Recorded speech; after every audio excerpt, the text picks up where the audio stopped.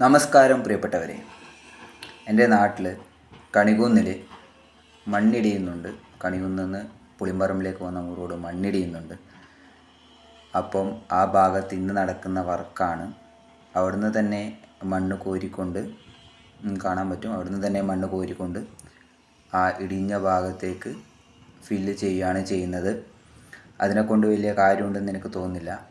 കാരണം എന്താണെന്ന് വെച്ചാൽ ശക്തമായ മഴ പെയ്യുമ്പോൾ വീണ്ടും അത് അവിടുന്ന് ഒലിച്ച് താഴേക്ക് തന്നെ വരും.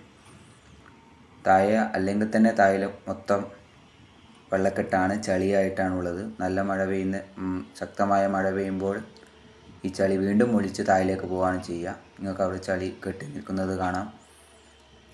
ആ ഇടിഞ്ഞ ഭാഗം ഇതിൽ കാണാൻ പറ്റും.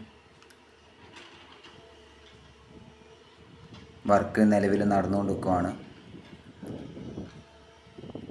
2 ദിവസം മുമ്പ് അവിടെ കാണുന്ന ജപ്പാൻ പൈപ്പ് പൊട്ടിയതാണ്. അപ്പോൾ അത് ഇനി വീണ്ടും പൊട്ടിയാൽ അതിൽ നിന്ന് വീണ്ടും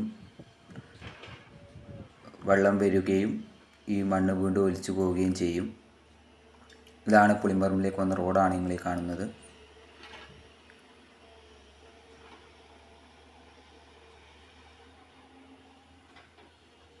ഈ മണ്ണ് അവിടെ വീണ്ടും വീണ്ടും നിറച്ചത് കൊണ്ട് കാര്യമുണ്ടെന്ന് തോന്നുന്നില്ല. വീണ്ടും മഴ പെയ്യുമ്പോൾ അത് ഒലിച്ച് താഴേക്ക് തന്നെ വരും. അപ്പോൾ പഴയ സ്ഥിതിയിലേക്ക് വീണ്ടും പോകും.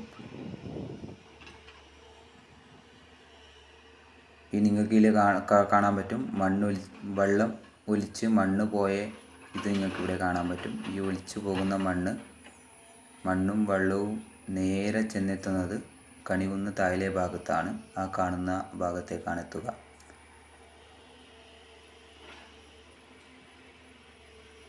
അവിടുന്ന് തന്നെ ഇടിഞ്ഞു വീണ മണ്ണും അവിടെയുള്ള മണ്ണുമാണ് ഇവർ കോരി അവിടെ വീണ്ടും ഇടുന്നത്.